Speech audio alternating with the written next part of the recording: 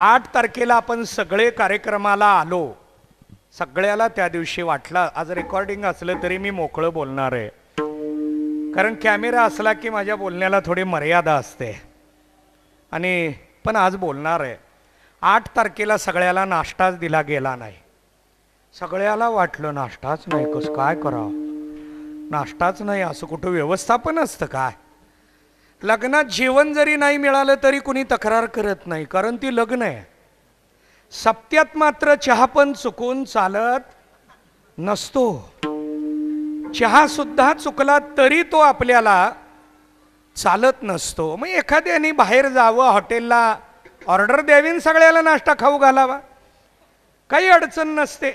पण तेवढी उदारता नसते आपल्याकडं. आणि म्हणून पण तो नाश्ता का बाजूला झाला हे सांगणं माझ्यासाठी क्रमप्राप्त आहे. बघा, आदल्या दिवशी सगळं नियोजन झालं आणि आतमध्ये साहित्य आणायच्या गाड्या 7:30ला पंढरपुरात आल्या, पण गणपतीची मिरवणूक होती.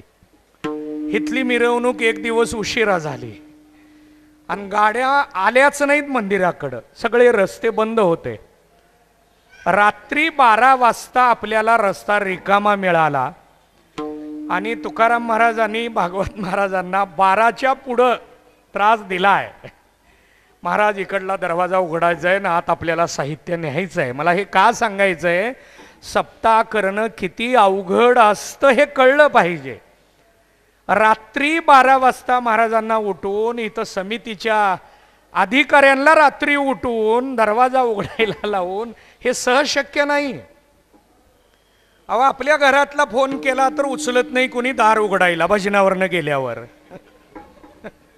भजन संपलन, घरी जर गेलो उघडतच नाहीत दार, फोन केला उचलतच नाहीत. आपल्या घरची परिस्थिती ही आहे. पण मंदिर समितीनं इतकं चांगलं सहकार्य त्या दिवशी आपल्याला केलंय. अवेळी आपण आलेलो असताना सुद्धा रात्री 12:30 वाजता उत्तर दरवाजा हा उघडून देत नाहीत. हा दरवाजा फक्त साहित्य आणण्यासाठीच उघडला जातो, इतर वेळी कधीही उघडला जात नाही. अशा दरवाजानं आपल्या साहित्याला रात्री आतमध्ये घेतलं. मंदिर समितीचं सहकार्य किती मोठं आहे. आणि म्हणून आपण इथं देवाच्या समोर कार्यक्रम करतोय. आणि हा रात्री सगळा साहित्य आणणं, ठेवणं, करणं, त्या तिथून स्टेजची तयारी. कधी 7 तारखेला रात्री 1-1:30 वाजता हे सगळे 3:30ला मठावर गेले आणि सकाळी 7 वाजता आचार्यानं मोबाईलच बंद केला. 8 वाजेपर्यंत आचार्याचा मोबाईल बंद होता. आणि सगळ्याला माहिती आहे माझा टाइम कसा असतो, म्हणून थोडंसं धावपळ चालू झाली. मी तुकाराम महाराजांना सांगितलं, जाऊ द्या, आहे तसं करा, ठीक आहे, एक वेळचा नाश्ता बाजूला ठेवा, जाऊ द्या, कार्यक्रम बाजूला ठेवायला नको. नाश्ता बाजूला ठेवला तरी चालतो, पण कार्यक्रम आपला वेळेत. बघा, पहिल्या दिवशी सुद्धा आपण तुळशी अर्चना केली आहे. एवढ्या घाईमध्ये सुद्धा ह्या लहान मुलांनी त्यांच्या वयाचा जर विचार केला ना, त्यांच्या दुप्पट वय असलेली सुद्धा आत्ता एका सूचनेत ऐकत नाहीत. हे टाळी वाजवण्याचं वाक्य नव्हतं, काम ऐकत नाही. पण या मुलांनी इतकं कष्ट केलंय. हे मी तुम्हाला का सांगतोय, मला काला मांडायचं आहे, मला माहिती आहे वेळ कमी आहे, पण हे कळलं पाहिजे. आपल्या बरोबर आलेल्या सगळ्याला जर हे कळलं तर पुढच्या कार्यक्रमाला सुद्धा आणखीन चांगलं आपलं सहकार्य मिळतं. बाकी सहकार्याची जास्त अपेक्षा नसते, सहानुभूतीची अपेक्षा असते. बघा, थोडं पुढं मागं होत असतं आणि कमी जास्त होत असतं. लग्नात कमी जास्त झालं की आपणच म्हणतो हे लग्न आहे, होतच असतं. पण सप्त्यात चालत नसतं. सप्त्यात महाराजांनी अर्धा तास कीर्तन कमी करावं, पण पंक्तीकडं लक्ष. बघा, उत्तर वाक्य तुम्ही पूर्ण केलं. असू द्या, ठीक आहे, संयोजकाची जबाबदारी असते. आलेल्या सगळ्याचं व्यवस्थापन केलं पाहिजे. सगळं बघा, सोलापूरकरच्या मंडळींवर पांडुरंगाची किती मोठी कृपा आहे. आत्ता सोलापूर 2 दिवस झालं पाण्यात आहे आणि सोलापूरला सगळ्या आला इकडं पंढरपुरात आणले. म्हणजे तुम्ही तिथनं माझ्याकडे या, होऊन जाऊ द्या तिथलं.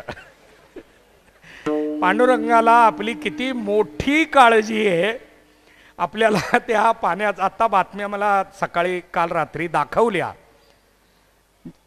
आम्ही नेहमी म्हणायचो सोलापूर खूप भाग्यवान आहे, कारण कुठली नदी जवळ नाही, कधी कुठला भूकंप किंवा असे इतर कुठले मोठे विषय सोलापूरच्या बाबतीत कधी घडले नाहीत.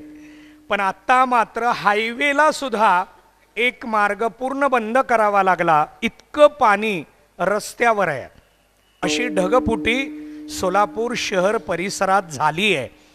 आणि त्यामुळं सोलापूरकरातल्या जेवढ्या भाविकांना माझ्या जवळ बोलवता येईल तेवढ्याला जवळ घेऊ म्हणून देवानी इथं सप्त्याचं नियोजन म्हणायला काय हरकत आहे.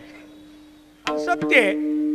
काल महाराजांनी तुम्हाला एक प्रश्न विचारलाय, वास्तव आणि सत्य या 2 व्याख्येतलं अंतर काय. हे सत्य आहे, आपल्याला देवानी बोलवून घेतलं आणि पाठीमागं पाणी पाठवून दिलं, तिकडं जाऊ द्या. म्हणजेच आपण नेहमी कुठं राहावं, देवाच्या जवळ राहावं. म्हणजे आता आजपासून देवाच्या जवळ राहणं म्हणजे देवाच्या नामात राहणं, भजनात राहणं, सेवेत राहणं. घरी गेल्यानंतर आपण सगळ्यांनी प्रपंच करत असताना नाम भजन हे केलं पाहिजे. धार चालू आहे अजून. बघा, या मुलांचं करावं तेवढं कौतुक कमी आहे. हा अजून सप्ताह संपत नाही तोपर्यंत 3ऱ्या सप्त्याचा विचार माझ्या समोर आणला. मी ऐकेना म्हणून मला वशीला घालायला सुरुवात केली. मला समजावून सांगायला, कारण मुलांना मी अगदी व्यवस्थित पटवून देतो, रागवत नाही कधी. हा, संस्थेत होते त्यावेळेला रागवत होतो नाही, त्याच्या पुढेही जाऊन काम केलंय मी. कॅमेऱ्यामुळे ते सांगणार नाही, पण मी माझ्या कर्तव्याला चांगलं ओळखतो. कधी काय करावं हे मला लक्षात येतं. 95% करतो बरोबर. आता मी पण माणूस आहे, 5% पुढं मागं होत असणार आहे. यांना 3रा सप्ताह आणखीन करायचं आहे, 2रा संपायचा आहे. मी म्हटलं एवढं ओझं जर घेतलं तर पुन्हा पुढचे सप्ते आपल्या अडचणीत येतील, आणि म्हणून मी थोडं थांबवायला सुरुवात केली. कारण कसं होतं, कार्यक्रमाला आलो की व्यवस्थापन हा विभाग आपला थोडा कोलमडतो, बाजूला जातो, मग थोडा त्रास होतो. मग आपल्यामुळे इतरांना पण त्रास होऊ नये याची मी खूप काळजी घेतो. पण या कार्यक्रमामध्ये मात्र 99.99% सगळे कार्यक्रम अतिशय चांगले झाले, उत्कृष्ट झाले. 2रा भाग असा की न बोलवता महात्मे मंडळी इथं येऊन गेली. बघा, ज्या मंडळींना 2 वर्ष 3 वर्ष अगोदर तारीख द्यावी लागते, असे महाराज म्हणजे कालचे नामदेव महाराज, शास्त्री सानप महाराज, यांना 2-2 वर्ष तारीख दिली तरी तारीख मिळेल याची शाश्वती नाही.